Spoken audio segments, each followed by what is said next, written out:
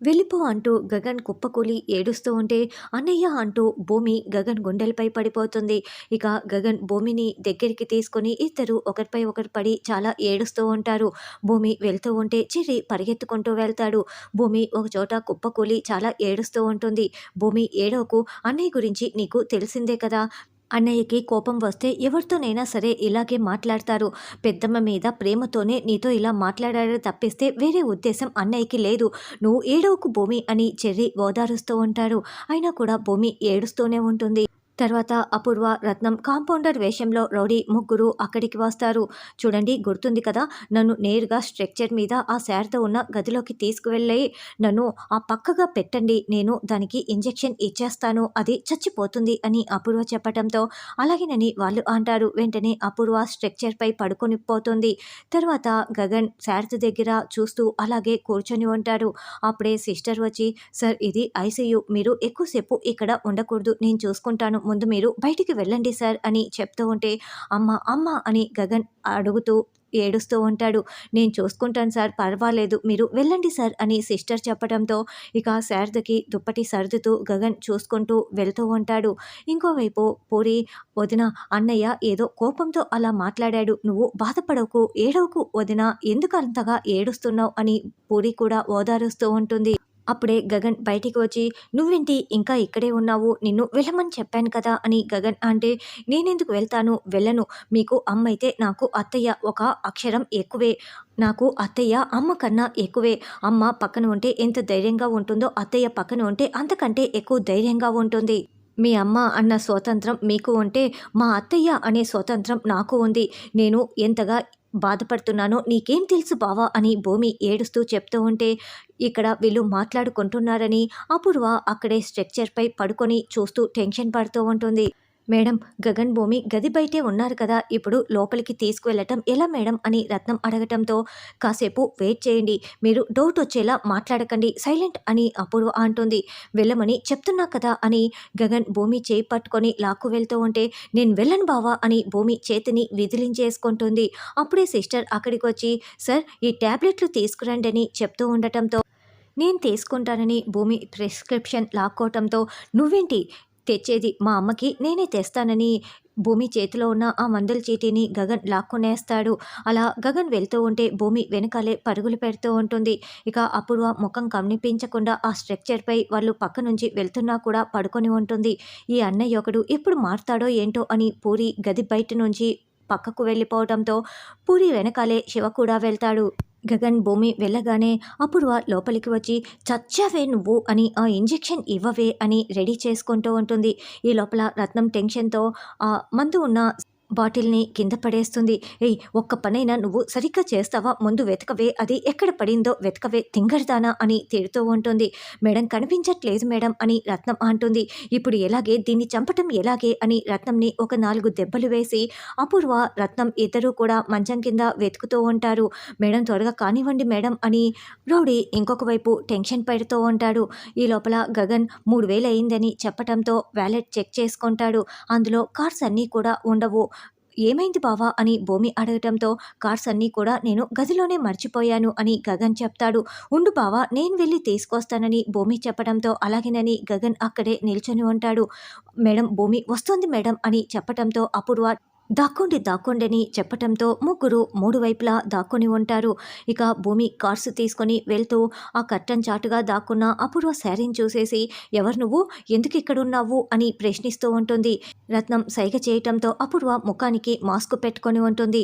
ఏంటి అడుగుతుంటే మాట్లాడడం లేదు, పక్కకు రావటం లేదు, ఎవరు నువ్వు అని లాగుతూ ఉంటే అపూర్వ ముఖానికి మాస్క్ పెట్టుకొని కర్టన్లో పూర్తిగా చుట్టేసుకొని ముఖం కనిపించకుండా జాగ్రత్త పడుతూ ఉంటుంది. భూమి చాలా లాగుతున్నా కూడా అపూర్వ అస్సలు కనిపించకుండా అలా కర్టన్లో దాక్కొని ఉంటుంది. ఇక భూమి అక్కడ ఉన్న రాడు తీసుకొని అపూర్వని కుమ్మేస్తూ ఉంటుంది. అప్పుడు అపూర్వ సైగ చేయటంతో రత్నం, ఆ రౌడీ ఇద్దరు భూమిని గట్టిగా పట్టేసుకుంటారు. అపూర్వ టెన్షన్ పడుతూ బయటికి వస్తుంది. ఈ భూమి ఇంకా రాలేదేంటి అని గగన్ ఫోన్ కాల్ చేస్తాడు. భూమి ఫోన్ తీయకపోయేసరికి ఉండండి నేను మళ్ళీ వచ్చి తీసుకువస్తాను అని గగన్ వస్తూ ఉంటే అపూర్వ ఎదురు వస్తూ ఉంటుంది. అయితే గగన్ని గమనించేసిన అపూర్వ వెనక్కి తిరిగి అమ్మో వీడు చూస్తే ఇంకేమైనా ఉందా అని అనుకుంటూ వెళ్తూ ఉంటే చూసుకోకుండా ఒక సిస్టర్ గగన్కి డాష్ ఇచ్చేస్తుంది. దాంతో సిస్టర్ చేతిలో ఉన్న వస్తువులన్నీ కింద పడిపోవటంతో సారీ సారీ అంటూ గగన్ వాటిని తీస్తూ అక్కడి నుంచి వెళ్తున్న అపూర్వని అస్సలు గమనించుకోడు. ఈ లోపల భూమి ఏయ్ వదలన్రా వదలన్రా అని వాళ్ళిద్దరిని అరుస్తూ ఉంటుంది. వాళ్ళిద్దరూ భూమిని తోసేసి బయటికి వస్తారు. అయినా కూడా భూమి వదలకుండా ఏయ్ ఆగవే అంటూ వాళ్ళని పట్టుకొని ఉంటుంది. అప్పుడే గగన్ అక్కడ ఉన్న వస్తువులని తీస్తూ ఉంటాడు. బావా బావా అని భూమి కేకలు పెట్టడంతో రే ఎవర్రా మీరు అంటూ గగన్ రౌడీని పట్టుకొని నిలదీస్తూ ముఖానికున్న మాస్కుని తీయబోతూ ఉంటే భూమి ఏమో రత్నం మాస్కుని తీయటానికి ప్రయత్నిస్తూ ఉంటుంది. వీళ్ళిద్దరిని తోసేసి పరుగులు పెడతారు. అయినా కూడా వీళ్ళిద్దరూ అసలు వదలకుండా వెంటపడి ఇంకొక చోట మళ్ళీ పట్టుకొని వాళ్ళిద్దరిని రే చెప్పండ్రా ఎవర్రా మీరు అని నిలదీస్తూ ఉంటే కాసేపు అలా పెనుగులాడి గగన్ని భూమిని వాళ్ళిద్దరూ తోసేసి పరుగులు పెట్టి పారిపోతారు. తర్వాత గగన్ నర్సుని హెడ్ని అందరినీ పిలిచి సిస్టర్స్ని అందరినీ పిలిచి నిలదీస్తూ ఉంటారు. అసలు వాళ్ళు మీ అందరి కళ్ళు కప్పి ఎలా లోపలికి వచ్చారు? మా అమ్మ ప్రాణాలు పోయింటే ఎవరు సమాధానం చెప్పేవాళ్ళు? ఇంత కేర్లెస్గా ఉంటే ఎలా అని నిలదీస్తూ ఉంటారు. అంటే మా స్టాఫ్ గెటప్లోనే ఉండటంతో మేము చూసుకోలేదు గమనించుకోలేదు సారీ గగన్ గారు అని డాక్టర్ హెడ్ చెప్తూ ఉంటారు. అంటే ఒక పేషెంట్ ప్రాణాలంటే మీకు అంత లెక్కలేదా అని గగన్ నిలదీస్తూ ఉంటే సారీ సార్ అని హెడ్ చెప్తాడు. ఎవరికి కావాలి మీ సారీ? మీ వల్ల ఇప్పుడు మా అమ్మ ప్రాణాలు పోయి ఉంటే ఎవరు responsibility?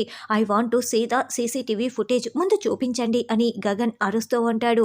Sir sir sir sorry sir మేము ఆల్రెడీ సీసీటీవీ ఫుటేజ్ చెక్ చేయడం అయిపోయింది. ఎవరో సీసీ కెమెరాలని ఆఫ్ చేసి వచ్చారు సార్ అని చెప్పటంతో ఏంటి ఏం మాట్లాడుతున్నారు మీరు? సీసీటీవీ కెమెరాలని ఆఫ్ చేసి ఉన్నారా? ఎవరు ఇదంతా చేసిందని గగన్ నిలదీస్తూ ఉంటే బావా బావా ఆగు బావా ఇంటి దగ్గర అత్తయ్యని షూట్ చేసిన వాడే ఇప్పుడు మళ్ళీ చంపటానికి వచ్చి ఉంటాడు బావా అని భూమి చెప్తుంది. మీరు బ్రతికిస్తారని మేము హాస్పిటల్కి తీసుకొస్తే మీరే ప్రాణాలు తీసేస్తారా అని గగన్ నిలదీస్తూ ఉంటాడు.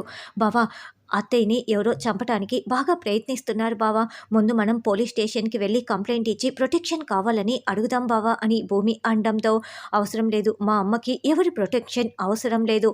నేను ఉండగా ఎవరు వచ్చి మా అమ్మ ప్రాణాలు తీస్తారో నేను చూస్తాను అని నేనే మా అమ్మని కాపాడుకుంటానని గగన్ లోపలికి వస్తాడు. తానే పక్కన కూర్చొని దగ్గర ఉండి శారదని కంటికి రెప్పలా కాపాడుకుంటూ చూసుకుంటూ ఉంటాడు. తర్వాత ఎస్పీ సూర్య వాళ్ళ అన్నయ్య ఫోటోని మొబైల్లో చూసుకొని చాలా ఏడుస్తూ ఉంటాడు.